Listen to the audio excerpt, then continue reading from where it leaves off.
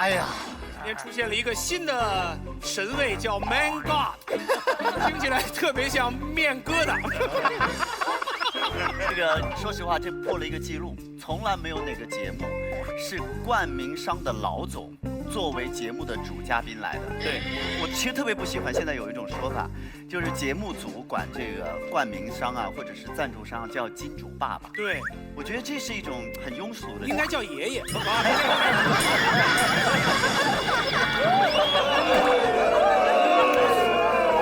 我们节目太有品格了，我跟你说，因为我老觉得吧，这种跪舔吧，其实不对。为什么呢？因为小米也好，雷军也好，绝对是因为《奇葩说》是一个好节目，我们彼此之间是互利互惠的这种合作的、互相尊重的关系，叫什么爸爸呢？对吧，干爹？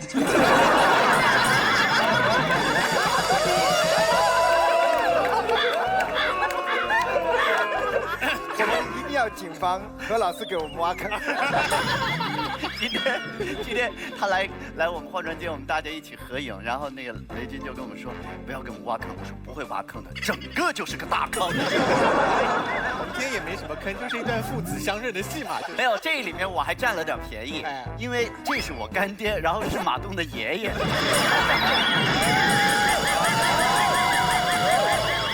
现在雷总的办公室里面还是会有那些传说当中非常重要的，属于雷士的一些很标准的配备，比如说天平，天平是拿来称重量，产品的重量，对，每个器件重量，每个器件，游标卡尺，对，游标卡尺，这是用在量什么呢？雷总的这些。非常标准的配备，其实是代表着他对产品、对设计的痴迷，对不对？但是呢，在 B 站上，大家还发现我们雷总有一个新的爱好，就是讲英语。我们接下来请雷总简单的用英语给大家打个招呼，好不好？可以吗？雷总，你就当这是印度，开始吧。Ladies and gentlemen, are you okay? OK。哎，听到原版真的好舒服，有没有？哎呦，今天第一次听到原版吗？我是第一次听到他就是本人讲英语，对。没在 B 站听过我的歌吗？为了配合我们雷总的英语，我们节目组还很用心的在想，如果我们今天节目整期都用英文来讲的话，或者说我们给每个人起一个英语的名字的话，会是怎么样？比如说这个或者说也太早出现了。比如说康，整集就要讲英文吗 ？OK，Are you OK？Are you not OK？ 拿放一点，你一定得 OK， 我跟你说。马老师 ，Are you OK？I'm OK。Are you OK？ Me too。我们翻了一些大家的名字啊，比如说康永哥用英语讲，哇，康永 ，Healthy Forever， 对。康哥，你喜欢这个名字吗？太长。大概这个英文名字如果翻回来，大概是菜长生不老的意思。长生菜呀，这个过年吃的。所以如果是我的名字的话，囧算是明亮，就是囧是明亮的意思吗？不是，囧是明亮的意思。不是，你那个囧是难堪的意思。所以何炅应该是 Why embarrassed？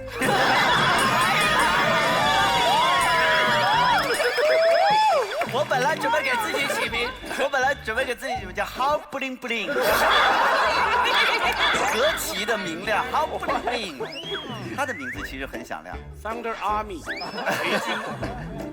这个对很可爱。如果是潇潇的话，只能音译。怎么说？叫 Small。香蕉，你名字已经很可爱了。你想想，马薇薇叫 Macro。哦，掏出来搞事情用英文怎么讲？你来该你了。就是掏出来搞事情，我借您这用一下啊，对。你借用这儿用一下。Take it out and do something. out of here. And why embarrass? Why embarrass? You gotta be taken out. 多少次才会 embarrass？ Why embarrass? 什么？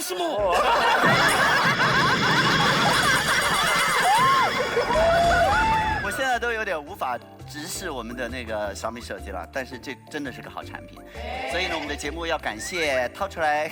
我每次要借他这个，我今天跟他讲的时候，他说这个不太好吧。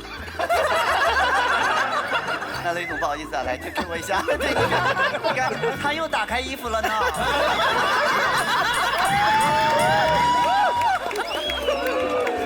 好，我们的节目有，谢谢啊，这个本来就是你出的啊，来谢谢，我们谢谢掏出来搞事情的黑科技小米手机来独家冠名我们的奇葩说，谢谢。同时呢，也谢谢奶后吐真言，一直让我们真诚交流的我们的纯真酸牛奶联合赞助播出，谢谢纯真，谢谢。好了，我们来看看今天的辩题到底是什么，来各位请看小票。身在职场竞争激烈，想要走上人生巅峰，何止要历81难，而要修炼成一名邀功精，则是应运而生的一种职场选择。邀功精顾名思义就是特别喜欢邀功的人，不管功劳是大是小，凡是自己的功劳一定要让领导知道。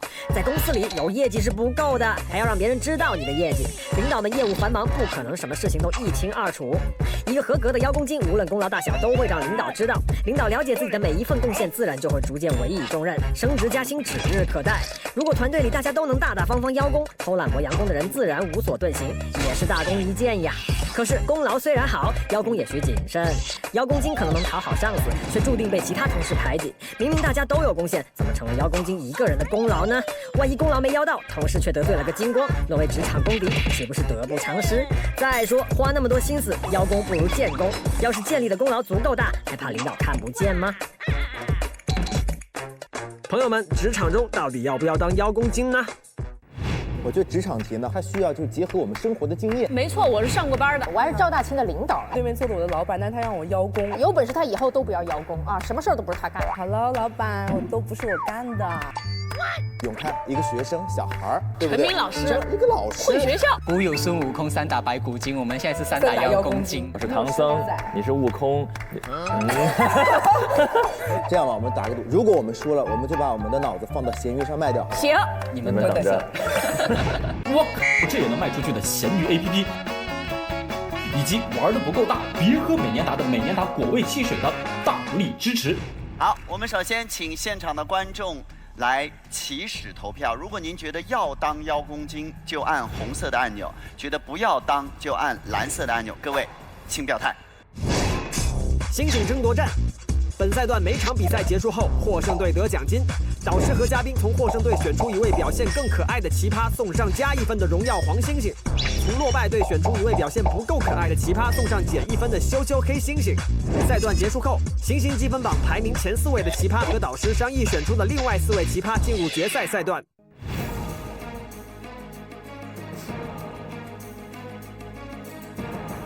3、2、1，好，有64%的观众认为不要当，有36%的人认为要当。那今天呢，我们要给大家介绍一下，会有2位导师参与到这个辩论当中来。请2位导师用我们的小米黑科技手机亮出你们的直方。这不是因为你在这儿啊，我们每期都是用小米手机亮。有的时候导师忘了，还要把他叫回来补。我们用的是什么手机？用的是小米黑科技手机，而且补的时候如果补的不好的话，导播还一个劲儿的要他们重新。我这不是在邀功哦。你这就是妖精，也不是邀功精，不是邀功精，你是公妖精。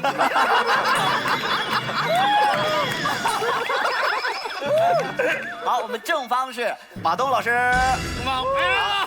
好，亮出直方了。我们反方是康永哥，哇，不要当邀功精。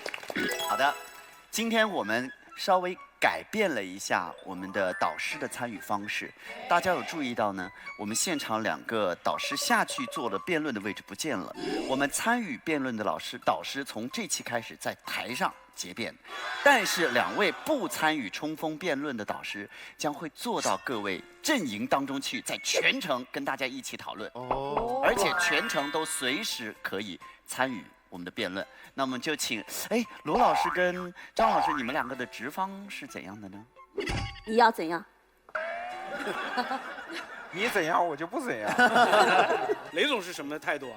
你希望我们俩参加哪个？对，我们先问，看看这2个邀功精。我们先问问雷总好了，你会发现这个员工的某一些言行举止其实是在邀功吗？当然，一个公司大了以后，总是有一些这样的人。我自己觉得的话呢，互联网公司推崇的是这种扁平的管理。要求呢，领导呢深入一线。其实你干得好和坏，群众的眼睛是雪亮的。所以我觉得没必要频繁去邀功。有了。那别的企业呢？别的企业，我觉得也不需要。雷总的意思就是意思了，就是意思啦。那这集就好了。谢谢大家。为了保证播出的时长，接下来我们大家轮流拿小米手机来摆 pose， 一整集，真的一整集。第一次作为正方，我们宣布认输。好，那所以陈琳你要去哪方？因为这次要做下去哦，要跟大家一起。其实我们俩底下讨论了一下，我们俩充分的认为，这个世界上小米这样的公司还是稀缺资源，不是每一个老板都叫雷军，在那儿不需要当邀功精，但是在别的公司还是要的。陈琳是正方，观点都是正方，所以你们俩都做反方。石头剪刀布。谁输了谁坐这边去啊？来吧，对，是多不招人待见。没有，这说明你们这边有难度，有难度啊！来，我们看看石头剪刀布。哇！你跟干爹在一起，你很幸福。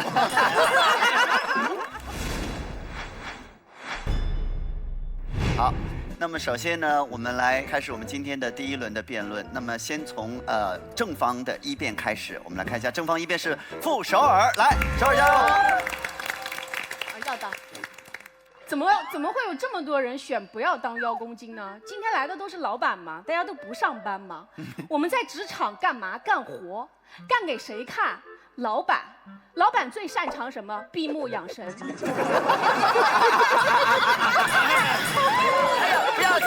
不要停！哎，如果你不邀功，你就只能等。你能等醒一个装睡的人吗？怎么办？用一根火柴撑开他的眼皮，让他看到你啊！邀功啊！我为什么呼吁大家做一只邀功精？第一，会叫的孩子有奶喝，多么朴素的方法论！奶就只喝的奶，纯真的奶。就是不邀功，在职场等着别人发现自己是绝对错误的观念。你不是新大陆，老板也不是哥伦布，他们这种亲切又冷漠的动物，有点像什么呢？奶妈，就2个四面楚歌，是不是？就四面楚歌，放眼一看，全嗷嗷待哺的嘴。你说你想喝你哭呀，你不哭谁知道你饿呀？是吧？没有奶喝，你还是得哭，早哭晚哭都是哭，干嘛不早一点？所以我觉得邀功是表达自己的求奶欲，是有上进心的表现，根本就没有错。第二点，邀功，我不知道为什么大家都会觉得说邀功就是小人，不邀功就是大人，这种狭隘的成见是怎么形成的呢？我觉得邀功精对团队有巨大的价值。大家听过鲶鱼效应没有？沙丁鱼这种动物啊，它特别老实，一动不动，在集装箱里还没有运到你嘴里就死光了。这时候渔民想了一个办法，他怎么运这个沙丁鱼呢？他放一条鲶鱼进去，上窜下跳瞎搅和，追着沙丁鱼咬，结果人家在逃生的过程中越活越强壮，对吧？鲶鱼是凶，但是没有鲶鱼，团队就像温水煮青蛙。一锅蛤蟆蒸桑拿，不争不抢好哈皮，最后呢全洗澡洗挂了，你说多感人？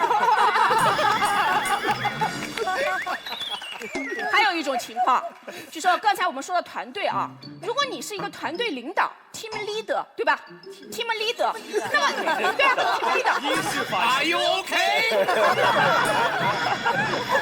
就是这时候你要不要邀功呢？大家都知道我喜欢看新闻，今天再跟大家分享2条。来，最帅男主播给我们念一下。我们来看一下民生新闻。第一条，浙江一对夫妻同事半夜比拼奖金，因为分配不均大打出手。妻子接受采访时痛哭不已，说丈夫作为团队领导只管自己捞好处，简直不是个男人。再看下一条，上海一男子因为熬夜加班太累，昏迷1年多 ，Team Leader 用优秀员工奖杯将其唤醒了。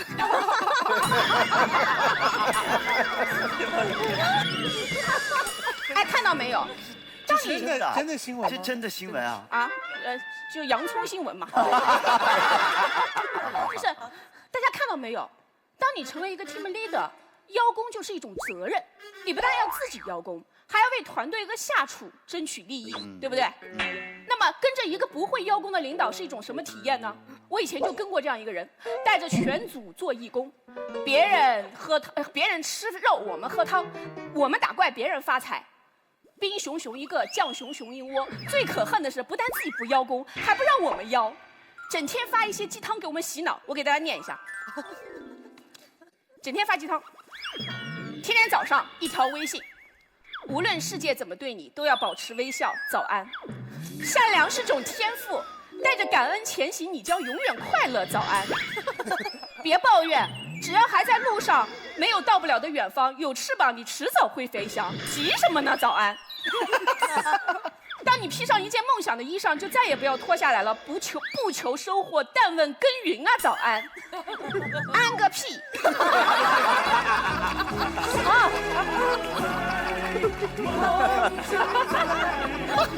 哎，我就想问，上个班你给我们定这么高的情操标准干什么呢？搞得像带发修行，身体和灵魂总有一个在庙里。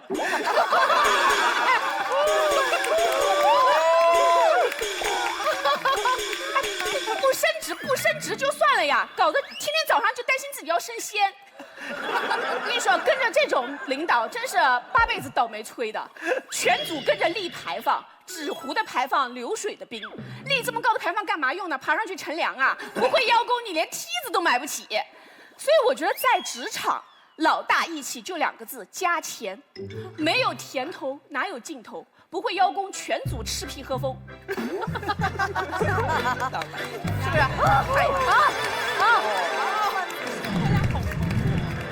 好，最后啊，就说点正经的，严肃一点。我觉得在职场吧，也不是说你非得怎么样，关键是你得心口合一。你想啊，那些真正淡泊的人，他是不会问的，我要不要做一只邀功精？问的人都是满身妖气，想要成精的。不要压抑自己的妖气，不要阻止自然的召唤，知道吗？我们邀功精大家庭欢迎大家。来，上价值跟我念诗词：平静的湖面，平静的湖面，平静的湖面，平静的湖面，不要这样念。平静的湖面，练不出强壮的水手，练不出强壮的水手。安逸的环境。安逸的环境，造不出时代的精英，造不出时代的精英。为了减轻老板负担，为了减轻老板的负担，为了鼓舞团队的士气，为了鼓舞团队的士气，我们要顽强邀功，我们要顽强邀功，坚决成精，坚决成精，不退缩，不抱怨，不退缩，不抱怨，用铮铮铁骨邀功。用铮铮铁骨邀功，用朗朗正气邀功，用朗朗正气邀功，拥抱未来，拥抱未来，把握今天，把握今天，无怨无悔邀功光荣，无怨无悔邀功光荣。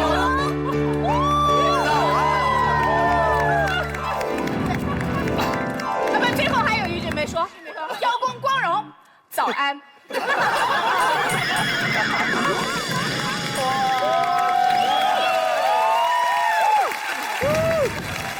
刚才一瞬间我恍惚了，我说这是个什么组织？忘记校训97，忘记校训97。也不能忘记校训就是把。也不能忘记校训就是把。我想问一下雷总，如果你有一天走进办公室，发现小米的员工在傅首尔这样的leader 的领导下在喊，对，在喊着这些东西，你会如何应对？真的啊，打开门就看到大家在喊这个。我觉得我们公司改传销了。说的真对，干爹。你不能叫干爹，你不可以占马老师的便宜。只要干爹高兴，你干嘛都行。好，我问一下雷总，他刚才说的有让你觉得有道理的地方吗？肯定有，还是有的，对不对？对，因为各个公司的环境不一样啊。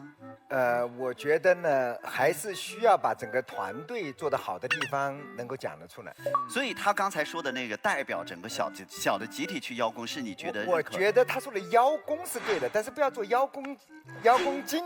天天邀功这很好，这已经拉拢过来一半。对，好，接下来我相信待会儿正方会来给大家诠释什么叫精啊。但是我们先来听听看反方的一辩会是谁哦，现在已经拉到一半对一半了哈，你看到没有？好，现在来反方的一辩是我们大晴儿，来加油，大晴！加油！其实我觉得刚才雷总那句话说的特别好，我们可以邀功，但是我们千万不能做邀功精。因为说实话，你想一下，古往今来到底有什么精是讨人喜欢的？白骨精、狐狸精，很多很多。我们真的说不出来一个让人喜欢的精。我想了好久，我觉得我能说出来一个不那么让人讨厌的精，只有风油精。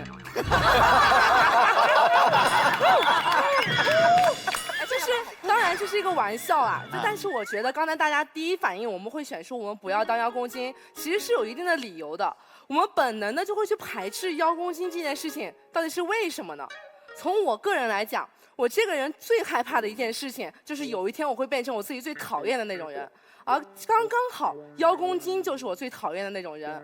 首先第一个理由，我觉得邀功精往往都是说谎精。曾经在我大二的时候，我也不知道为什么，突然有一家卖红枣和蜂蜜的农产品商家联系到我，说希望我成为他们的形象代言人，因为他们觉得我长得乡土而又淳朴，是一个就是特别真实的事例。他们要把我的照片印在他们大枣的包装上面，还要答应给我3万块钱。我当时作为一个大二学生，我觉得这简直是一笔巨款，我觉得了不起。我身边的所有的朋友都劝我一定要接这个活，可是在我了解过后，我发现他们说了谎，他们把大枣的原产地从湖南的小枣变成了东北的大枣。其实很多人会说这种宣传其实没什么了不起的，但是在我看来，我只要想到我的照片要印在东北大枣这几个虚假宣传上面，我觉得浑身难受。我真的特别讨厌说谎。而邀功精做的是什么？邀功精其实天天都在说谎，小功劳变成了大功劳，别人的功劳变成了我自己的功劳，我团队的 KPI 变成了我自己独占的业绩。可是我真的很讨厌说谎，我觉得你们可能也是一样。第二点，我很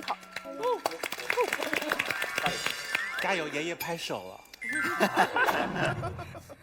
第二点，我很讨厌邀功精的理由呢，是因为我真的很不想像邀功精一样，我的每一份我本来值得的成就感要从别人那里获得。从小到大，我数了一数，我总共参与过15个不一样的工种，从时薪8块钱到几千块钱的工作，我全部都干过。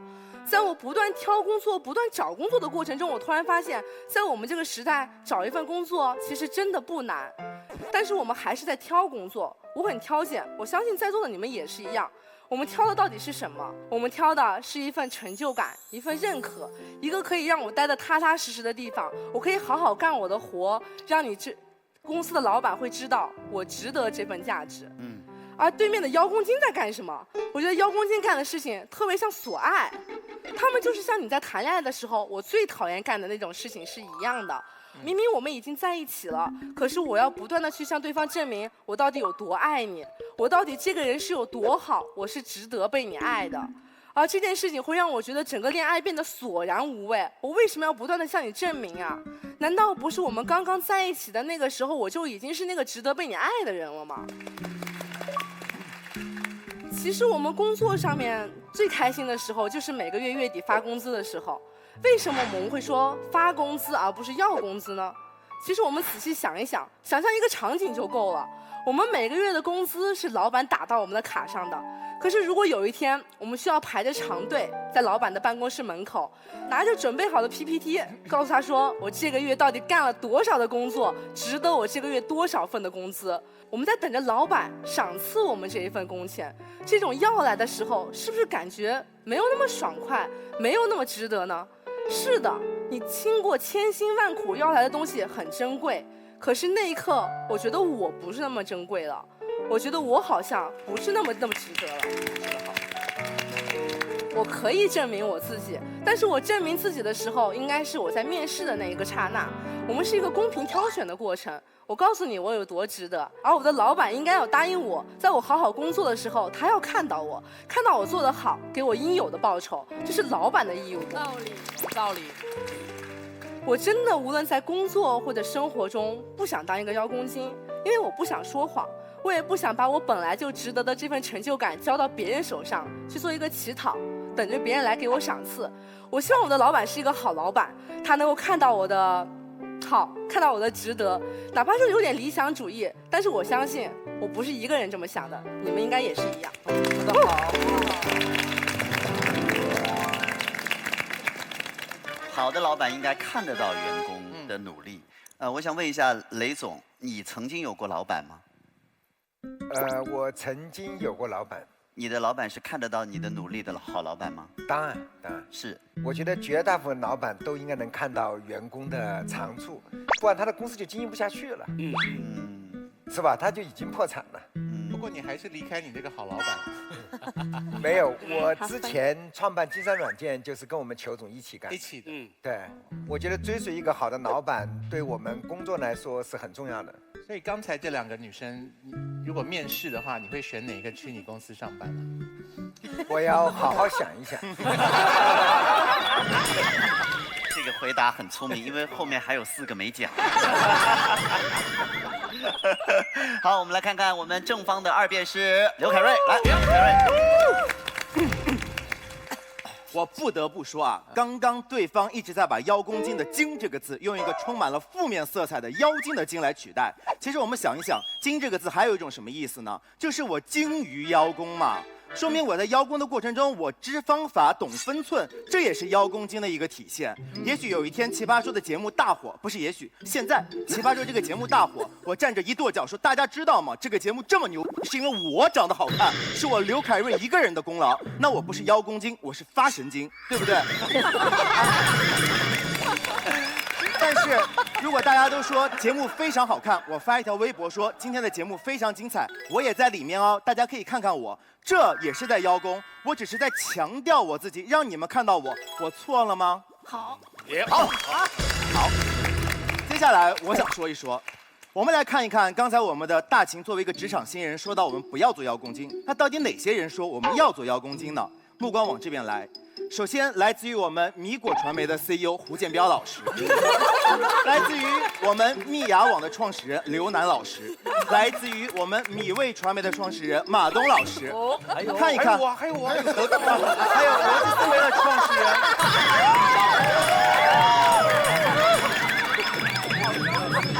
人，连你的直属 leader 我们的虫仔，他也觉得要做邀功精，为什么呢？让我们一起走入老板的内心世界。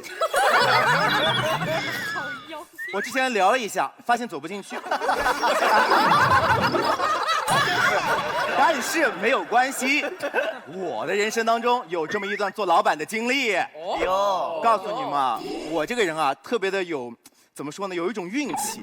有一天呢，就是有一个非常有钱的大老板，就是一个土豪，他看中了我说：“哎，我觉得你啊长得特别的老实，可以委以重任。我接下来要进军文化市场，你可不可以做我的这个执行人员？意思就是让我他投钱，我来做老板，做一个文化公司嘛。”我说：“可以啊，反正就有钱人的钱，对吧？我就是尝试一下，也没什么不好的嘛。”于是他就说：“我给你一个那个指标啊，我们公司非常有钱，你做这个文化公司呢，必须在短时间里面扩大经营啊，至少给我招50个以上的人。”我心想那就招呗，反正花你的钱。好，所有来面试的，在10天之内我都把他收到了我的公司里面，前台小姐我就招了3个。哎，第2天，老板就说了，非常好，你的能力非常强，给你提高一下难度。这个公司现在开始自负盈亏。什么意思？就是要我来赚钱养活这50多个人。哎呀，你知道吗？每天开晨会的时候，我往那一站，叨叨叨叨跟大家讲完今天的会议主题的时候，我内心有多么的惶恐，我多么的希望下面的同事们能够站起来说，老板，我想邀功，因为我做了什么什么什么样的事情。你知道吗？邀功的前提是你要有功才可以邀。而对于任何一个企业和对于任何一个 team 来说，功是你生存的根本。当你在邀功的时候，才能让你的领导的内心深处有那么一丢丢的安全感。作为一个领导，你邀功到底是正确的，是错误的？你能邀多少，我该赏你多少，我自有分寸。但是请不要压抑你自己的成绩，你大胆的告诉我嘛，让我觉得我们这个公司是欣欣向荣的嘛，我们一起发展不好吗？好，我们再来看一看，邀功到底是什么意思？其实我觉得邀功啊，我可以换一句话来说，邀功的时候，其实无非就是在喊一句话，就是求求你可不可以看看我，看看我，我也很努力，我也做了这些事情嘛。邀功它不是偷，它不是抢，它更不是说谎。我们千万不要觉得邀功精是说谎精。这个世界上呢，我们会很多人会觉得说邀功精是我讨厌的，我不喜欢它。可是为什么大家都在讨厌邀功精的时候，仍然有人要去做邀功精呢？有一句话叫做“可怜之人必有可恨之处”，这句话其实我们可以反过来想，叫做可恨之人，他也一定有可怜之处。我在上大学的时候啊，毕业于上海戏剧学院。啊，你们知道，我们这个我认真的，本科。我的形象气质其实不算差，就是还不错啊。但是在我的同班同学当中呢，我其实属于中下游的。所以当他们呢都在大1、大2、大3开始不断的接广告、拍广告，成为了广告明星的时候，我一直在投简历，却从来没有试中过任何一条广告。直到我大3下学期的时候，突然间上天眷顾我，给了我一个机会，我试中了肯德基至臻七虾堡的广告，我饰演7只虾中的其中1只。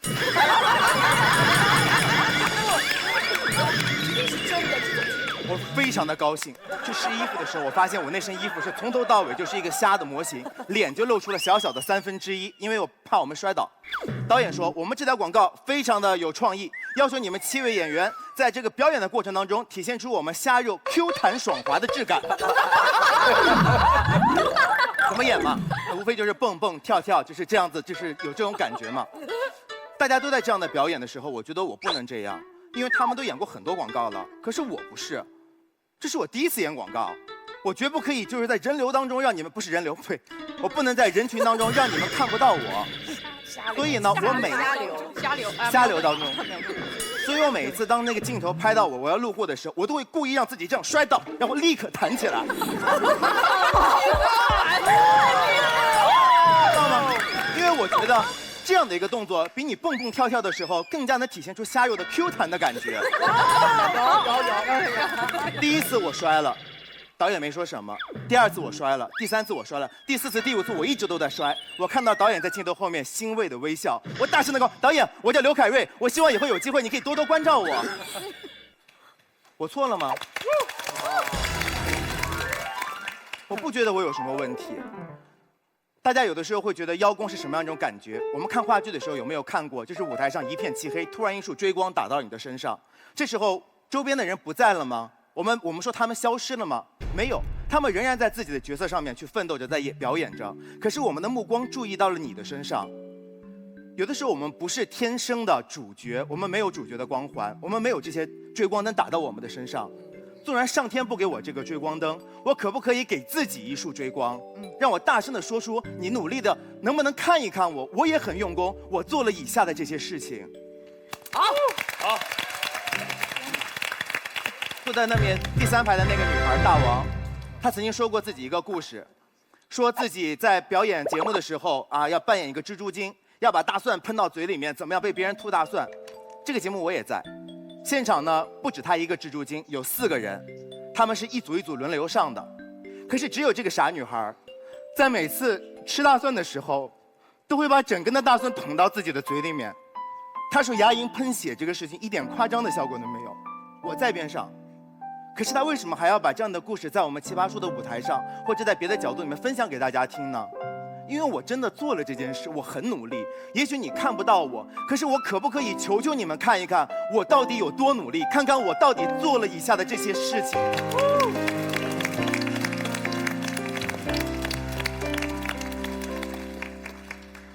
我不是天生的主角，可是我不想一辈子渺小，我只是希望用邀功这样的方法，为自己打上一束追光灯，希望在你们的眼中可以看到我。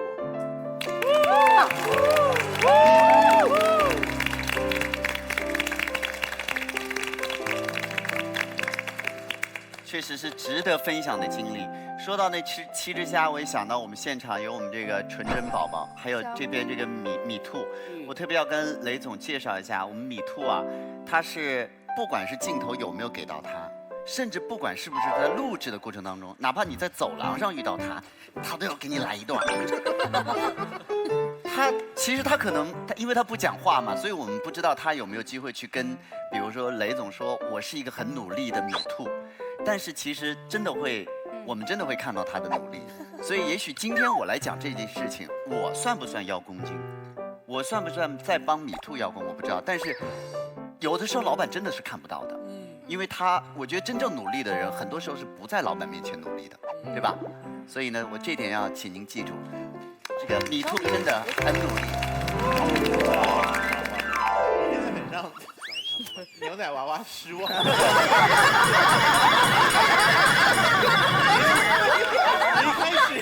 你一开始先讲他，镜头就带到他，然后你就猛身在背后，别人看着他。不过真的，确实好像纯真酸牛奶那娃娃就不太动哎。他是脏的，你要动不了。它的幅度非常小，但是我能感觉到它里面那种表情之热烈。高老师啊，我觉得作为一个酸牛奶，我只能体会到它现在很酸。好，来，我们下面到我们反方二边来，永凯。到永凯。其实傅首尔，然后还有刘凯瑞说的东西呢，有2个反驳。第一个反驳就是他们说的无非就是告诉我们，人要求合理的报酬，要求合理的报酬必然等于邀功金吗？今天如果有一个人加班，他跟老板说他要加班费，你们会说这个人是邀功金吗？不会。如果今天有一群工会，他们维护工人的权益，要求合理的薪资，你们会说工会助这一群邀功金吗？也不会。所以合理的报酬跟邀功金是有距离的。其次，第2个反驳就是什么？他们充其量只是告诉我们，人要适时的邀功，可是要不要成为邀功金呢？就像我们每个人在生活中，我们总会拍马屁，可是要不要成为一个马屁精？区别在于哪里？区别在于程度。所以邀功跟邀功金的区别是什么？如果你把自己的功跟老板要，那叫做邀功。什么叫做邀功金？就是把群体的功讲成自己的功，把大伙一起完成的 mission 讲成自己独立完成的 job。Understand？ 所以 OK。所以为什么不要当邀功金？很简单，因为你当邀功金就代表着你会否定别人的劳动成果。什么意思？你想想，在一个大企业里面，很多时候一个人的优秀是没有办法独立完成一个工作的，很多时候需要团体的力量以及团体的合作以及配合才可以完成一个工作。如果当把团体的工作，大家一起完成的工作，你说成是你自己一个人的功劳的话，这代表着什么？代表着你否认其他人的成果。而且一个人之所以会成为邀功金，就代表着他心里其实是什么样的人？是不肯吃亏的人，是贪小便宜的人。所以他不只会邀功，而且他还会甩锅。有一句成语叫邀功诿过嘛。所以一个人他会在自己表现好的时候说：“哎呀，这一切都是我的观点好嘛。”当他表现烂的时候，他会说什么？这一切都是陈明给我的。当他的服装烂的时候，会说什么？这都是赵大秦建议我穿的。这就是邀功金最大的可怕以及让人家讨厌的地方。而且大家这时候也许会想，当一个邀功金最多就是惹同事讨厌而已嘛，老板喜欢我就可以呀。可请注意，你惹同事讨厌，其实你得罪的是职场上最不能得罪的一群人。要知道，人无百日好，人无千日好，花无百日红。你职场上有得意的时候，你也自然会有失意的时候。当你今天锦上添花，你得意的时候、意气风发的时候，你锦上添花，你花种插在自己的身上。那么请问一下，当你在雪中的时候，谁来给你送炭？所以之所以不要当邀功金，主要是因为什么？是因为我害怕，我害怕我会有表现不好的时候。我希望大家可以宽容我的不好，我希望大家可以陪我一起承担我表现不好的风险。所以这是一个聪明的选择。同样的，这时候大家也许会想，当我今天把我的这一份功劳说其他别人也有份的时候，请问一下你会吃亏吗？坦白说不会，一点都不会。我说我今天的观点，其实子忠老师有帮到我忙，请问一下大家会觉得我这个观点因此有逊色几分吗？也不会，大家还是觉得你是有风采的，大家还是觉得你表现是好的。所以这时候我们说什么？奇葩说从第2季走到现在，坦白说陈永开有没有进步，我个人不太敢下定论。有。可是，我不太敢下定论。可是，如果真的是万一像全英老师说的那样有进步的话，我想告诉大家一件事情：陈永开的进步不是陈永开一个人的，是因为有一群熬夜陪我 re 稿的导演，是有一群哪怕我表现烂的时候，也会帮我剪辑，让我使我的表现可以入观众眼睛的导演，是因为有一群当我实在想不到好论点的时候，愿意给我提供论点的，比如说子忠老师，比如说建彪老师以及其他的奇葩，甚至也是有一群在奇葩说上有着有趣的风采，然后使我可以向他们学习的人们。所以，陈永开是不是一个成功的人？我不知道。可是陈永开如果成功的话，不是一个人的成功。奇葩说是不是一个成功的节目？我觉得是。可是奇葩说的成功是因为谁吗？我认为不是，因为雷总。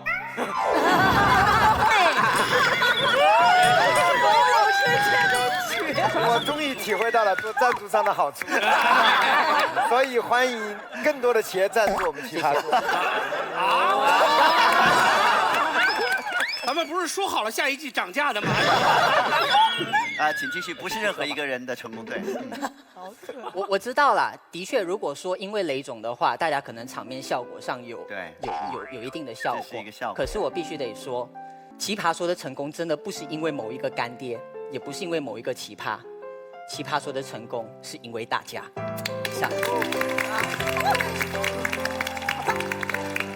数次让大家鼓掌哎，永开的这个。可是马东昨天打电话跟我说，奇葩说的成功就是因为他一个人啊。是吗？接了个假话，没有提到小米吗？那我一定是奶后吐真言。好，现在到我们正方三辩来，我们欢迎秋晨。加油加油加油！李小龙。没有，服装老师问我的定位是啥，我跟他说东亚病夫，然后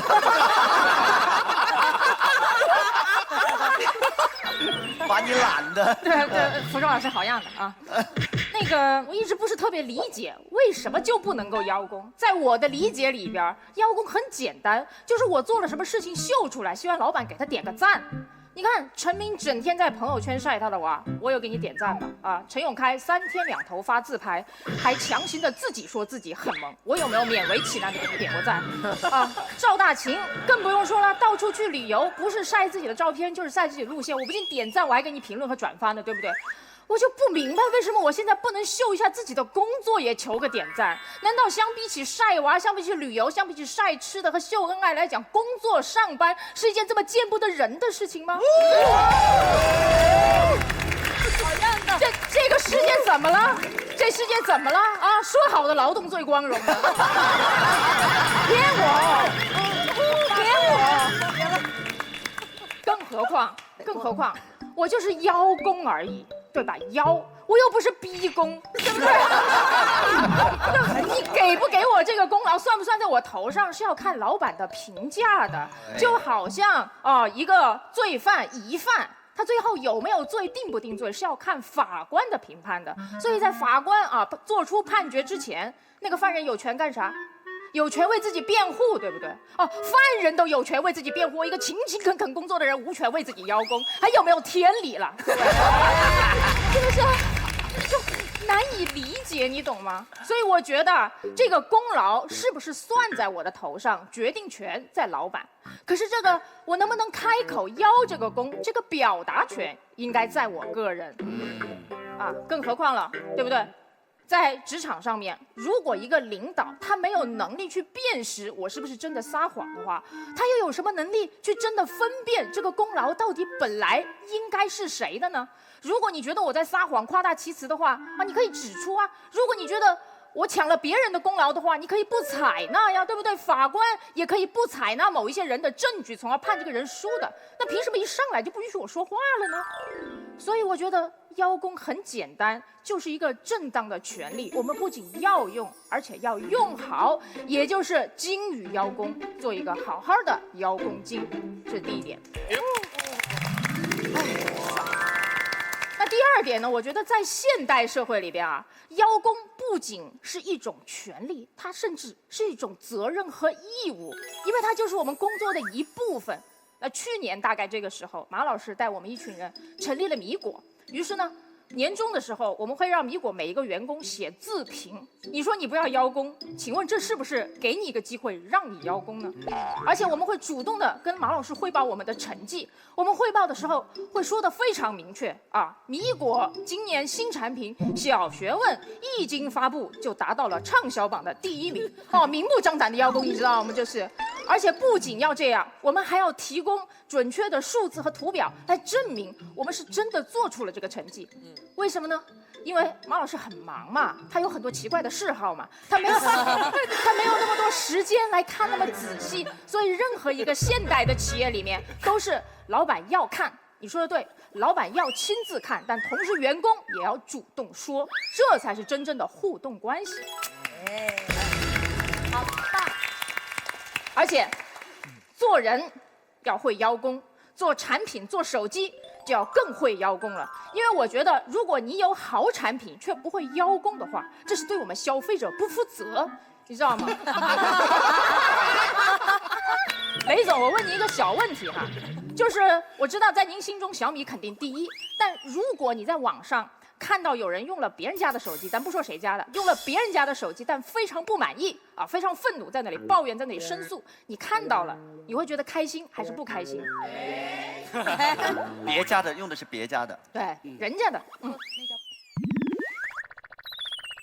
我觉得我会想说，这个问题虽然发生在别家手机上，但是会不会是整个行业面临的问题？我们也许应该怎么改？好，秋晨应该怎么也没想到是这个。对万万没想到。不过不要紧如果假装没问过是吧？对，如果我是您的话如果我是您的话，我只能这么说。意思嘛，你假设一下嘛。他本人在这，为什么你要假装是他嘞？那好吧，如果是我的话，行了吧？假设一下如果是我的话，我会不开心我会觉得非常羞愧。为什么呢？因为我明明做出了一个这么好的产品放在了这里，就是因为没有让那个消费者知道，于是他错过了我们，于是他才买了烂的产品，于是他才掉进了这个坑。你不觉得我应该觉得羞愧吗？我会想说这么绕的。是的呢。如果我会想说，我觉得很羞愧，是因为如果我更善于为我的黑科技邀功，如果我更舍得在奇葩说这个广告上花更多的钱，是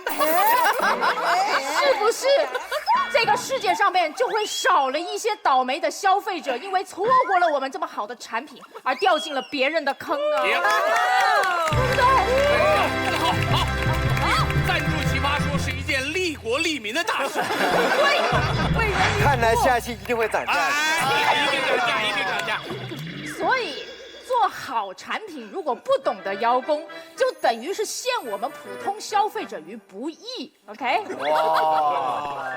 好了，最后我知道你们举了很多不太好的例子，我当然也看得见。这世界上一定会有人什么都不做，对吧？偷懒，然后仅只通过邀功就获得了不该属于他的关注和奖励，你会觉得很不公平。是，我也觉得很不公平。可是这是邀功的问题吗？这是邀功的问题呢，还是这个人什么都不做的问题？显然是后者嘛。这是一个很简单的道理，因为邀功就是这样一个正当的行为，它如果结果出了什么问题，是因为用的那个人他自己有问题，对不对？而我们的社会却有这样一种不太好的现实，就是如果一个坏人做了一件事情，然后达到了他坏的目的，我们会恨这个坏人，恨这个目的，顺便也恨这件事情。所以我看到一种不太好的现象哦，就是因为这个世界上面普遍而言骗子都比较伶牙俐齿，所以我们觉得嘴笨可能就是真诚，我们把嘴利当成了欺诈的标志。我们会看到，因为碧池这种生物哈，普遍来说都比较漂亮和可爱，所以我们把邋遢当做了善良，把精致当做了贱人的标志。对不对？对不对？而在邀功这件事情上面，逻辑是一样的，对吧？就是因为那些偷懒的人、不做事情的人，他会比你更积极的去邀功，因为如果他不邀功，就真的什么都没有了。他必须用邀功来掩盖他一事无成的这个现实。所以我们恨这种人，也顺便就恨了邀功这件事情。可是这公平吗？这不仅不公平，它会造成更大的不公平。因为如果我们因此就把邀功这件事情污名化的话，那么那些好人、那些做了事情的人不能够光明正大的邀功，于是就只剩下了那些有不良用心的坏人敢去做邀功这件事情，于是也只有坏人才能享受邀功给他带来的福利。这难道不是世界上最大的不公平吗？我不想让这样的逻辑延续下去。如果我们延续这种逻辑，这个世界会变得非常可怕，那就是坏人会永远活得比好人更加的自由和幸福。你想，只有坏人可以相貌佳、口才好，我们好人呢就只能够嘴笨和邋遢。只有坏人能够论功行赏、开开心心，而我们好人呢就只能默默的付出、沉默的贡献。凭什么？凭什么？对不对？有一句挺常见的话，叫做“不要把这个世界让给你鄙视的人”。那如果你不想把这份功劳让给他不配的人，你就更应该积极的去邀功。如果你是真的讨厌那些不劳而获的人的话，各位，请你现在就去邀功，邀完他们的功，让他们无功可邀。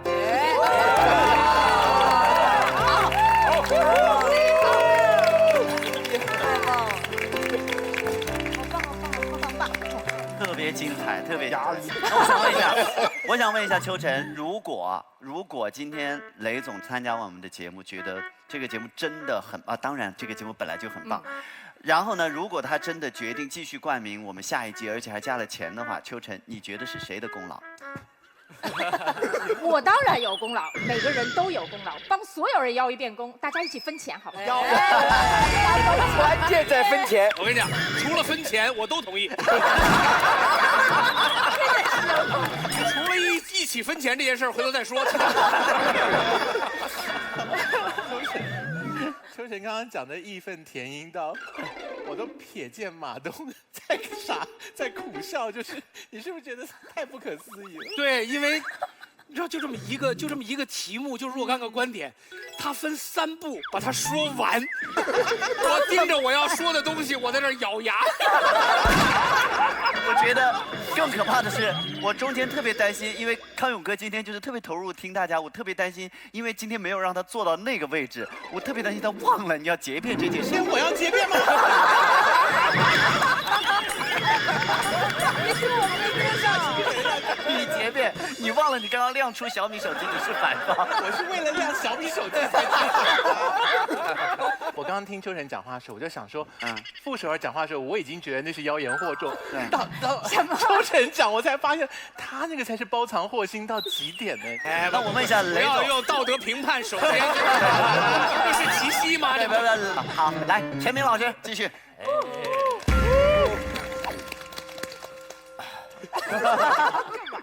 秋晨真厉害，真厉害，包装得很漂亮。雷总，我来给您掰扯一下。那全民我们可以听吗？大家随缘吧。钱才可以。软。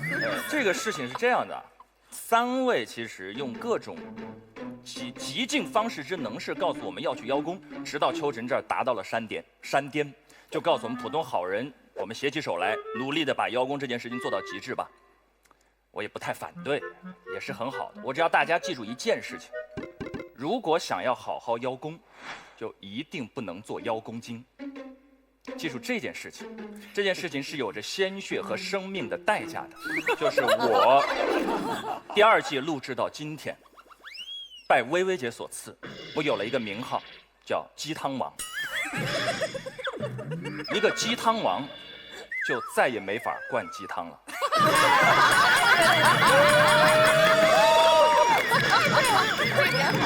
鸡汤王，再只要说鸡汤，就是个笑话。鸡汤王说什么，别人都说你在撒鸡汤。你们有点懂我的意思了吗？懂。这就是标签的力量。在传播心理学上，它叫做标签化的逆向推动效应。我具体解释一下：当你头上顶着鸡汤精不是，你看到了吗？看到了吗？说啥都是鸡汤。当你头上顶着邀功精这3个字之后，有2个现象一定会发生在你的人生当中。第一，你不管干嘛，人家都说他在邀功。具体情况参见我的个人鲜血和生命的代价。这是第一，你想吗？你正常情况下跟老板汇报个工作，你的同事马上说他又在邀功，这个邀功精他还能干嘛呀？这是第一。第二，当你真的成为了一个邀功精，然后想要邀功的时候，你所有的邀功都变成了笑话。你明白我的意思？多惨呐！对方辩友，你们3位都在号召大家邀功，邀功可以，千万别顶上这个 logo， 此生难翻身。惨事儿，这大家一定要记住。大家又说了，说这精到底有什么区别？精就是精于做某事，上档次的做某事。用刘凯瑞的话说，就是有好的技术来完成邀功的效果。说其实啊，精这个字的核心在于修炼。白蛇精、蜘蛛精怎么成的精？修炼出来的。邀功精的核心也在于修炼。邀功精这个称号的意思是，这个人的修炼的聚焦点在于邀功这件事情上。我们想一想，大家都在职场上做工作，一走上职场，我们把自己所有的精力和聚焦点放在邀功这件事情上，对，还是建功这件事情上，对？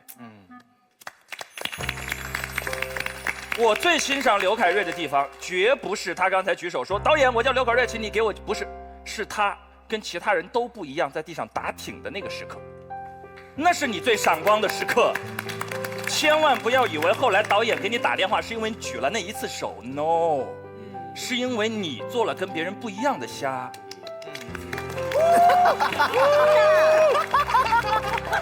我们前面很感人，为什么？这好好笑。我们前面分享了很多，其实大多是个批判视角。我们在告诉大家说，你不要怎么做，不要怎么做。我给大家分享一点我个人真实的人生的我的信条，我的座右铭。这真实的我的座右铭是8个字，叫做人如水，做事如山。这就是座右铭，很简单的座右铭。对了，正如我所料，我刚才讲的第1点又得以了论证，没错吧？作为一个鸡汤王，这一句说什么？做人如汤。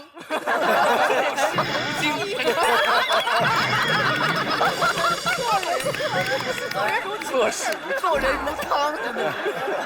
我给大家解释一下。好，解释一下。做人如水这句话是怎么来的？这是老子说的，《道德经》里有一句话叫“水利万物而不争”。利万物就是功的意思，没错吧？功劳责备天下，关键在后2个字，不争。邀功精之所以让人烦，秋晨刚才最后一直在偷换，说是因为坏人都邀功，我们误以为邀功就坏，不是。是因为邀功这件事情上本质属性当中透露出了一个争的心态，邀功邀来邀去，功背后的名利禄，归根到底是不是一个争字？为什么说东方老智慧很有意思呢？要强调做人如水，叫利万物而不争。因为你身边有一个人，凡事争，你下意识的就知道他不知道哪一天就会伤害到我。你不一定烦他，但你会下意识的保持距离，而你真正觉得特别踏实、最交心的朋友，一定不是这种嘚瑟显摆、凡事争功邀功的朋友。这是一个人际交往的铁律啊，这叫做人如水。那什么叫做事如山呢？做一个工作，如果是事业型的工作、专业性的工作，不用多说话，把功劳放在那儿，山搁在那儿，山从不说话，没有人能忽视它的存在。这件事情说到这里，我就不得不提到一个伟大的公司了。哎，不要笑，秋晨刚才一直说这个，哎呀，小米啊，没有让大家知道，这简直是对我们消费者不负责。秋晨，你知道吗？小米这家公司自己从不邀功。最先开始，小米的初衷其实很简单，我们就做一款好用、便宜的手机，我们要性价比到极致，我们要做到跟那些高端机一样的效果，但是我们便宜。他做没说呀，这不经常大家看到雷总上节目吗？没有，这不大家都第一次见吗？这么多圈中人为什么都第一次见？因为之前一直为小米在奔走呼号的那些是真正的初期的用户，他们用了，哎呀，真不错，人家把山放在那儿，山一定会被人看到，这是做事情的态度。还有一家，其实我给大家，我有一个小脑洞啊，这我想这个辩题想了一个小脑洞，一家公司啊，给公司起名字的时候，是有很多创始人微妙的心态在的。比如说有家公司是美国一家公司，它叫微软，这公司是很奇妙。你看一个男人比尔盖茨给自己一个公司起名叫微，还软，对吧？Micro 还 soft， 就这是一种很奇妙的心态。这种心态是什么心？他聚焦。我聚焦，我不是一开始要追求一个多么宏大的愿景，我聚焦到一件小事，把它做到极致。你看米够小了吧？还不叫大米，小米。你看伟人的很多心态和思路是一致的。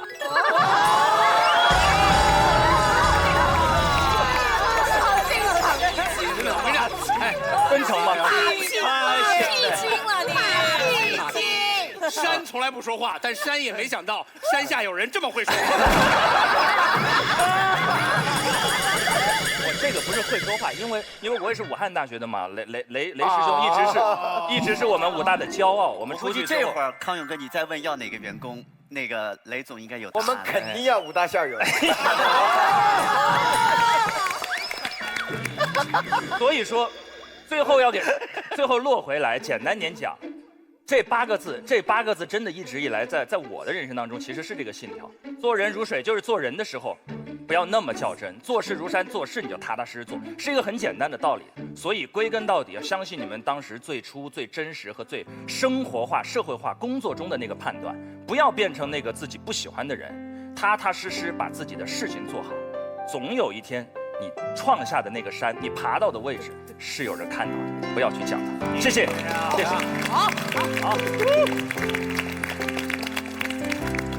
石明老师，如果雷总和马总现在同时向你伸出橄榄枝，你接哪一支？日班、夜班。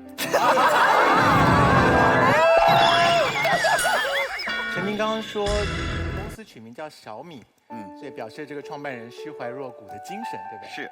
我听说有家公司跟米有关系，它叫做米味，就是想要变成米还没变成米。那这个创办人是不是就更加的虚怀若谷？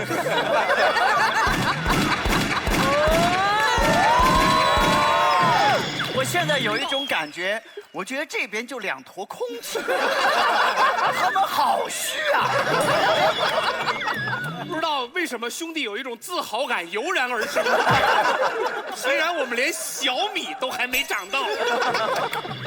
你真的从取名米味那天就打定了要小米的钱吗？没，我们是因为听说小米有赞助费，我们现改的名。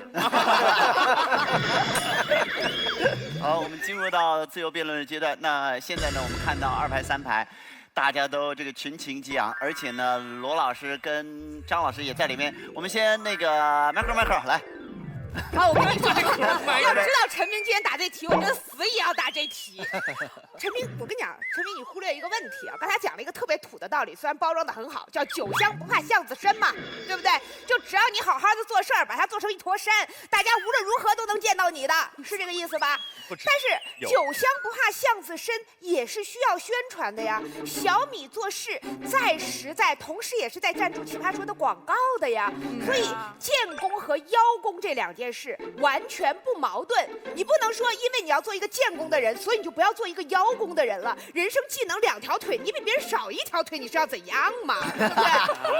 还有第二个，我就讲你第二个问题啊。你们方其实啊，对邀功金这个事儿吧，始终讲的是什么呢？我们不是不要邀功哦，我们要合理、事实、适当的邀功。你们始终没说什么叫合理，什么叫事实，什么叫恰当的标准，没提出过标准。其实邀功这个事儿，我告诉你没标准。我们正常人类怎么判断是邀功精还是正常表现呢？很简单，我的就叫正常表现，你的就叫邀功。那你说我们怎么看待同事关系的？我们女人是怎么看待其他女人的？我就是正常表现。OK， 别的女人都是小妖精。我化成这样出镜叫素颜。大叔，你化成这样出镜就臭不要脸。我举手是为了奇葩说的发展和正常的发挥，我不站起来的话，怕现场气氛不热闹。其他人都是来吸粉的。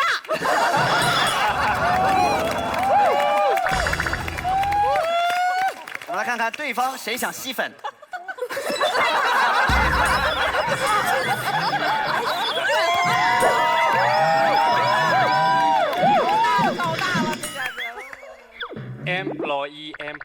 employee， 我们今天就从 boss 的角度来讲讲这个辩题。从 boss 的角度来看，对方观点荒谬的就像妈妈跟丈母娘是同一个人。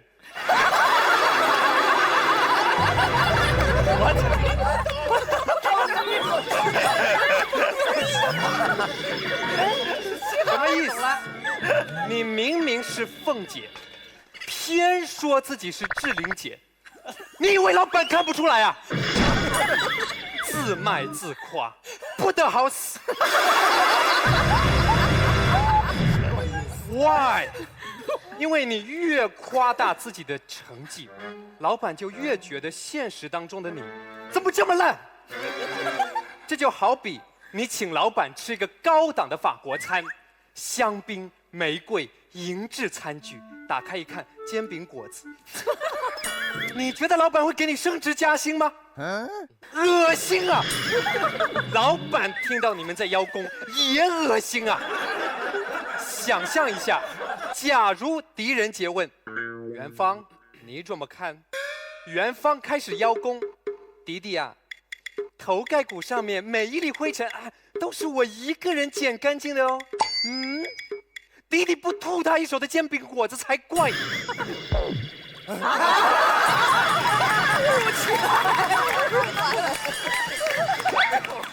铿锵有力，一锤定音。刚刚是有一阵狂风不知道刮过的，狂风刮过，然后来的突然，去的蹊跷。好，来那个潇潇来，我觉得，哎，你好乖啊！来，我跟你们说，我觉得现场没有任何一个人比我更有资格解释什么叫妖精。大家懂吗？刚才对面一直说的，让我觉得他们不太了解邀功精到底是什么。邀功精它精于邀功，怎么会让你们看出我在邀功呢？来，我给大家区别一下，什么叫精，什么叫怪。大家都看过《西游记》吧？白骨精、蝎子精、蜘蛛精，走出来都漂漂亮亮。你看得出来他是妖精吗？你们试想一下，哎，如果白骨精他一副白骨走出来，假装摔倒，唐僧会去扶他吗？不会的呀。所以刚才他们所有说的，包括陈明说的，哎呀，你们不要被人家贴上邀功精这样的标签。能被贴上这样标签的，那不是邀功精，那是邀功怪。你一眼就看看得出他在作怪。然后我跟你们说，我发现大秦给了我一个想法，我觉得很有趣。他说工作就像恋爱一样，你不要老去问他你到底爱不爱我。但是我要告诉大家，默默付出的年代早就已经过去了。一个正确的恋爱观就是我给你洗个苹果，给你挤个牙膏，你都必须知道。不然，当他养成习惯的时候，他觉得这一切都是你应该做的。有一天，你忘了给他洗个苹果，你忘了给他挤个牙膏，他说你不爱我。同样，面对老板，我们也是一样。我们辛辛苦苦的工作，勤勤恳恳的工作，老板看不到。如果我们不说的话，那我们的努力、我们的汗水，跟那些不求有功、但求无过的人来比，有什么区别？他还说，老板，你有义务看到我在努力。老板压力多大呀！每天日理万机，还想着大秦今天努力了吗？我得去看看。哎，陈明儿今天努力了吗？我得去看看。你们不要再增加老板的工作负担了，行不行？还有，我告诉大家，什么叫真正的邀功精？永开刚才示范了一个真正的邀功精，大家听上去好像他在感恩。但其实如果没有永开，大家都以为奇葩说我们牛，真的只是我们牛。你们不知道奇葩说在我们的背后有一群陪我们熬夜对本子的导演。你们不知道直中欧巴、建标欧巴，他们每天为了抠我们一个观点，被我们烦到几点都睡不着觉。他不仅为他不仅仅是在为自己感恩，他同样帮我们所有人都在邀功。所以我觉得我们在座的每一位都要对永开说一声谢谢。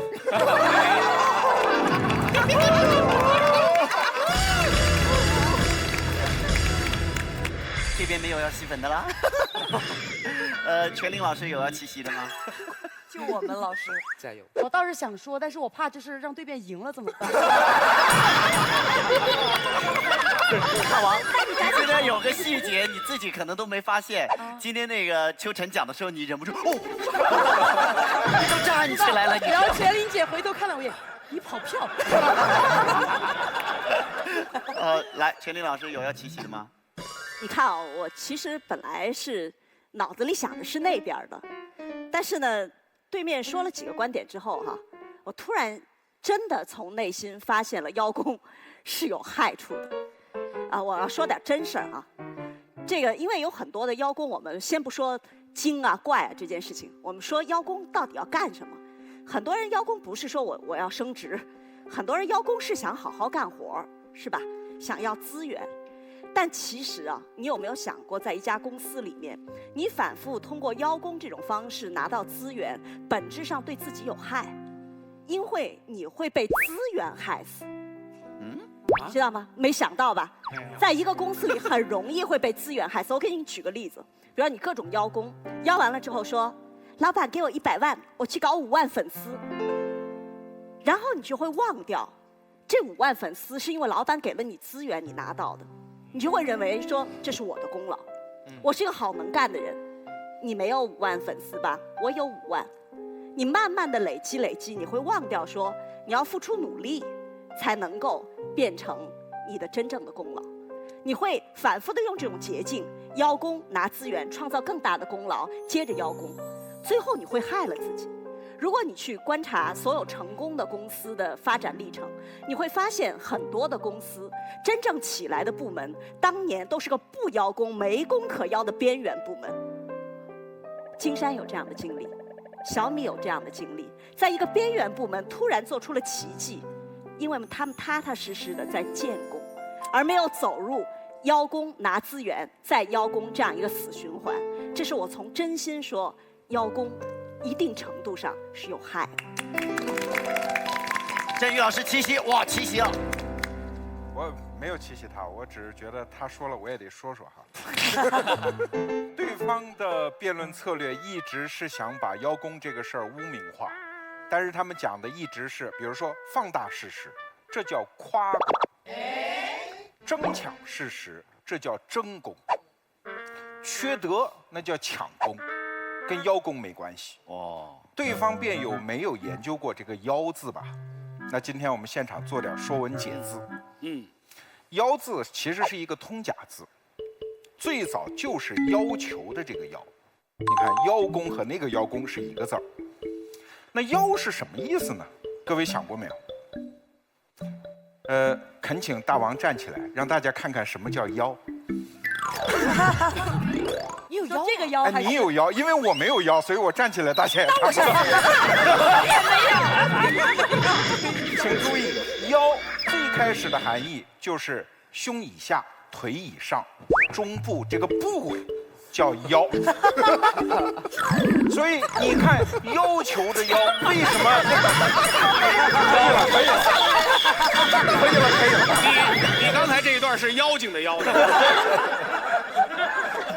所以为什么重要的要也是这个字儿？所以邀的本质含义是办中邀的意思，后来衍生为邀请的邀、邀功的邀。战争上还有一个词儿叫邀击，什么意思啊？中途去打。所以什么是邀功？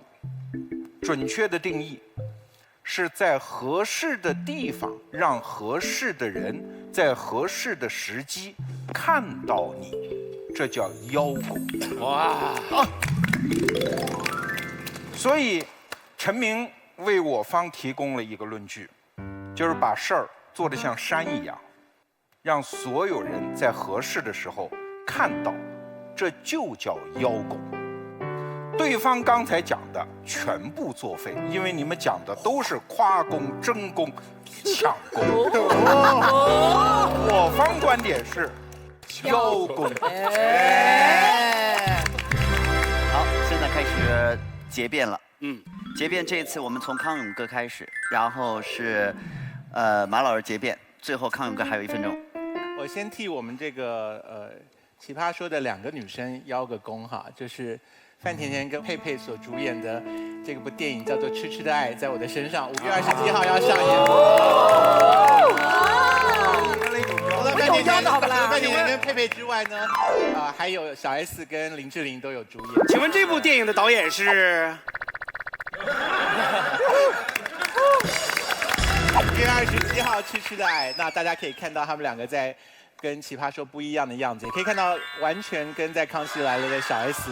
不一样的，令人想象不到的小 S 啊，所以请大家到时候5月27号开始可以注意这部电影。5月27，痴痴的爱。好，接下来呢，就是我想要聊一下今天这个事情。如果照罗振宇老师刚刚所说的，邀功是一个这么正大光明、恰当的事情，在恰当的时间，让恰当的人做恰当的事情，而且被看见，那么理论上，如果有个面试官在面试你的时候出了一个题目说，你想不想要变成一个邀功精？这个被面试的人应该立刻举手说，我要变成邀功精。可是史上从未发生过这件事情。当面试官问说，你是一个喜欢邀功的人吗？那个想要得到这个工作的人一定说，我是一个很老实的人，我不会故意邀功。所以正方在讲什么事情？正方在讲一件能做，但是不能说的事情。什么事情是能做而不能说的事情？能做而不能说的事情，一定不是正派的事情。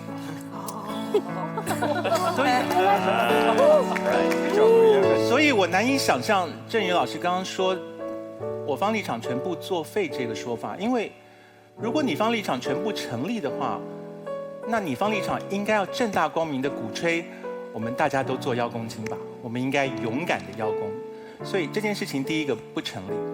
然后刚才潇潇呢 ，Small 先生呢提到了这个提到了《西游记》，我也在想《西游记》这件事情。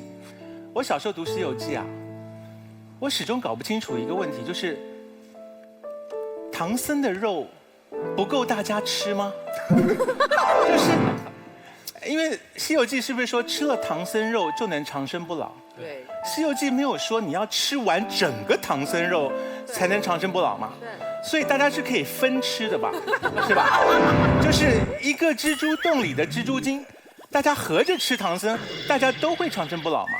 所以理论上就是从街头到巷尾的所有妖精，大家一起讲好说，我们大家一块儿把唐僧给吃了吧，我们全部都能够长生不老，是成立的吧？是啊，就是蜘蛛精跟白骨精还有金角大王、银角大王应该约好嘛，说我们大家一块吃唐僧宴吧，我们就开一个长席，让大家都来吃，没有发生这件事情，为什么？因为唐僧不干。好，那个马东把他的结辩时间用完了。我们中文实在是很奇妙，精是什么？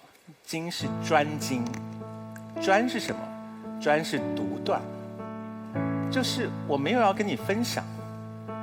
邀功精怎么会跟别人分享功劳？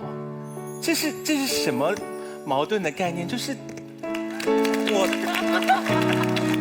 我要这个功劳，那就是我的，我邀功还跟大家分享，这就像你说蜘蛛精，你别一个人吃唐僧，你叫白骨精还有狐狸精都来吃一下，不会的，因为他天生是个精，他就要专，他要一个人吃，他一个人长生不老，大家都长生不老了，《西游记》搞屁啊，就是大家都不死了，写不完了，对不对？所以，对方辩友所讲的这个邀功精是这么好的一件事情，我刚才听到头昏脑胀，我就在想说，对方辩友听起来是希望整家公司充满了邀功精，这就是一家好公司了。可是实际上有这种事情吗？没有。一个部门只要有2个邀功精，就天翻地覆，因为没有人要跟你分享功劳，这是邀功的真谛。所以我很难理解对方辩友会这么天真的把邀功讲成这么正面的事情。所以我现在讲一个我对于邀功为什么这么反对的原因，就是各位认同小偷这个行业吗？不，就因为为什么我们不认同小偷这个行业？是因为小偷偷东西的时候伤害了一个人，他伤害了被偷的那个人，所以你邀了一个功，就是有人的功被邀走了，那个真的该享受成果的人在哪里？他就是刚才这些人在赞成邀功的时候沉默的那个人。你每次发出声音说会哭的小孩才有奶喝的时候，没哭的那个小孩就没有奶喝了。你有没有想过那个没哭的小孩他没有奶喝是什么处境？就我们怎么忍心去鼓励每个小孩都一直哭一直要奶，然后饿死那个不哭的孩子吗？所以这是我没有办法认同我们鼓励邀功精的这个概念的一个最简单的原因，就是第一个，能做却不能说的事情不是正派的事情，没有什么好鼓吹的。第二个，你邀功的时候伤害了别人，而你伤害的那个人是做事的人，所以不要伤害别人，有本事做自己的事情，不要抢有限的资源，只是帮助你的功劳，因为每一个人都应该有分配到的资源才对。这是我反对邀功的最主要的原因。谢谢。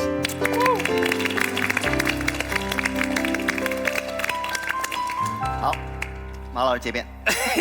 这个笑成这样，每次跟那个康永哥坐在对面的时候，就浑身发颤，然后这个语无伦次。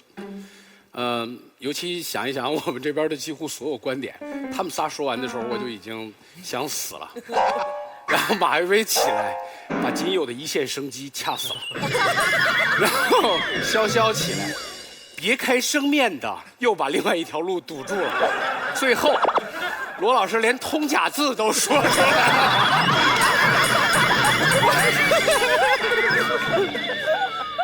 那我们就只剩下总结了。我们看一下这个题目哈，叫“邀功精”，不知道以前这个词在网络上有没有？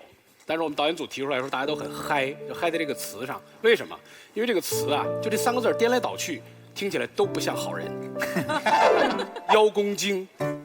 妖精公，公妖精，就没有。所以我们其实是对这个词天然的在中文里面就没什么好印象。他那个形象和陈明说的标签就贴在一起了。但是我们今天讨论的问题有一个重大的分野在哪儿呢？就是我们的生活人格和我们的工作人格。我们生活人格里面，在我们平常生活当中，没有人喜欢这种精或者那种精。我问我公司一个同事，我说你跟男朋友处得怎么样？他说这个人就是爱。我说怎么爱？他说我们家10天刷碗，我刷9天，他刷1天。刷完了以后，他跟我一晚上说：“你看我刷碗刷得多干净，你看我怎么样。”所以，我们生活当中不喜欢这样的人，你的同学里面，你成长的环境里面，永远都有这样的人，不因为他在职场，所以我们是从生活人格上不喜欢这样的人，我也不喜欢，我喜欢在生活当中做一个低调的人，做一个跟大家不冲突的人，喜欢做一个吃亏的人，喜欢做一个不争的人。但是我们今天讨论的话题是职场，职场人格和生活人格不尽相同。为什么？什么叫邀功精？邀是什么？在一个公司里面，邀者要也。如果你是一个老板，你是不是会喜欢一个更加积极的员工？刚才康永哥举例子说，面试的时候我会问你，你是不是一个邀功精？你肯定说我不是。但是反过来说，如果面试的时候我说，你能把这个工作干好吗？你跟我说我能，你放心，我一定做出成绩给你看。但是如果另外一个人说的是，我不知道，我做了也不会跟你说的。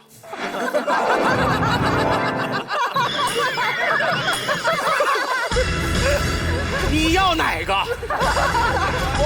对不对？在一个公司里面，康永哥说，你抢了别人的工作，别人没有奶吃，别人是那个饿死的孩子。但是，这不是一个饥荒年代的生活呀，这是工作的场所。如果他被饿死了，他就是应该被淘汰的那后面的%多少。一个公司的前进就是靠这样的新陈代谢完成的。也许这个人更适合别家公司的另外一个工作，那就让他去。所以从这个角度上来说，邀是积极进取。在职场当中，难道还有比这更重要的品质吗？功是什么？功是结果啊。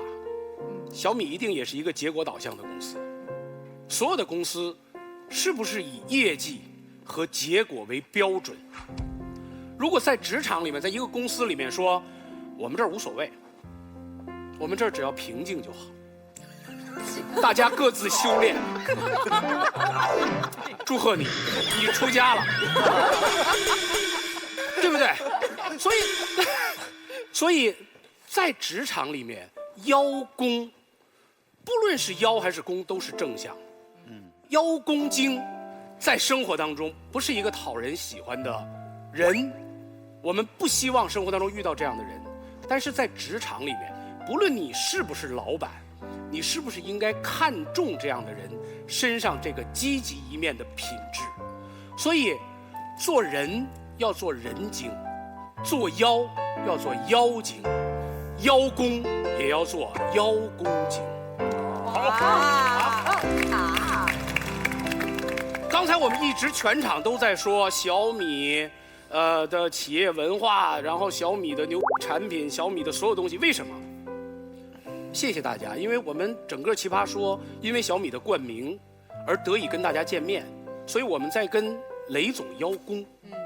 我们唯一做的不能忘记的是我们的其他冠名赞助商，比如哇塞，这也能卖出去的闲鱼 APP， 比如玩的不够大，别喝美年达的果味汽水美年达。谢谢美年达。奇葩说为什么能跟大家见面？因为我们在爱奇艺播出啊。你为什么看爱奇艺会成为 VIP 会员呢？因为你比不是会员的人能看到更多精彩内容啊。我们难道不应该感谢这些赞助商和爱奇艺平台吗？虽然我们说做人一定要做邀功精，但是我所有说的这些话大家都可以忽略，最后以雷总的意见为准。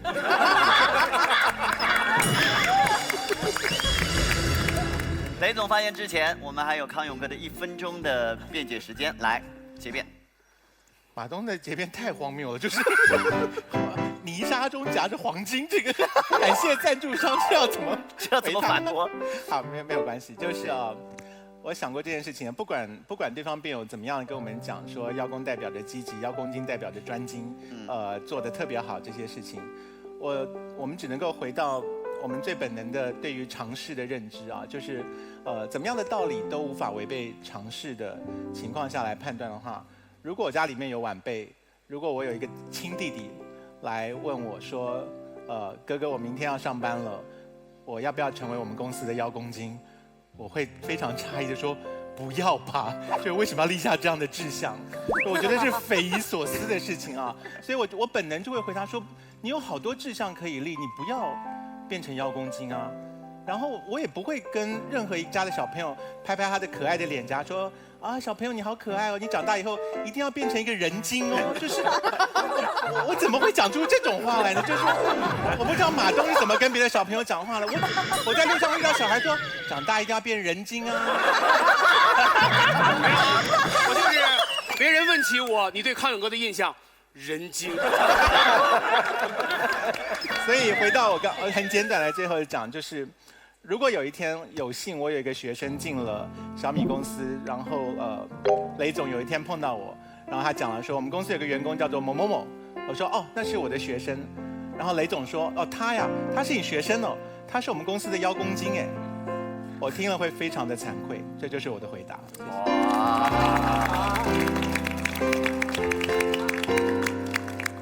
好，虽然要100次的感谢小米，但更重要的是感谢观众，谢谢你们。接下来是你们行使权利的时间，然后我们再请雷总来做总结发言。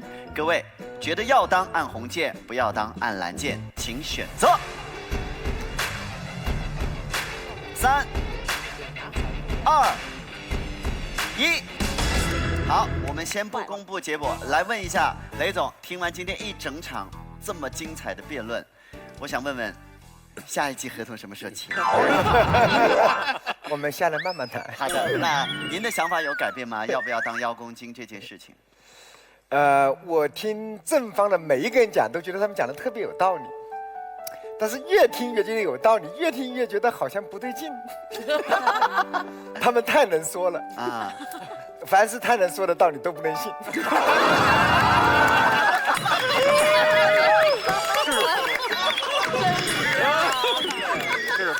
好冷静，我的天！这个差一点被马老师也给说的掉到坑里去了。我觉得做人肯定不能做邀功金，所以有时候还是要相信直觉。我觉得大家呢都已经形成了很多职场的游戏规则，我觉得包括哪怕像鸡汤王讲的啊，就记住了，我叫陈明，所以中华民族还是有很多美好的传统的。我觉得大家还是比较反感邀功金，不管我们怎么解释，我觉得这个词它肯定是负面的。所以虽然这个罗老师跟我也很熟啊，他讲的道理也特别对，但是总觉得哪里不对劲。所以您没有改变您的想法？没有。讲完了。讲完了。那雷总，请把刚才这番话用英文再说一遍。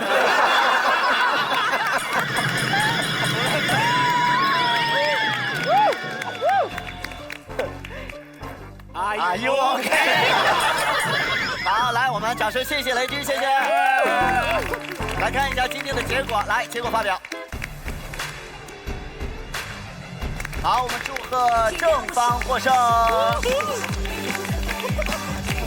好，祝贺正方来获得我们由纯真酸牛奶提供的10万的纯真奖学金，谢谢。然后呢，我们请3位。我们把权力交给我们康永哥，交给马老师和我们的雷总。首先在这个手机上写出今天获胜的正方的3位辩手当中，您们3位各自觉得更可爱的那一位，到底是刘、凯瑞还是邱、陈还是傅、首尔？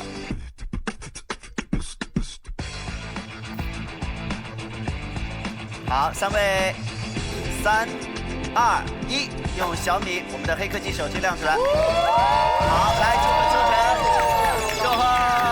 贺秋晨。好，那么我们恭喜秋晨可以获得我们的1颗这个星星，来由雷总给秋晨颁发。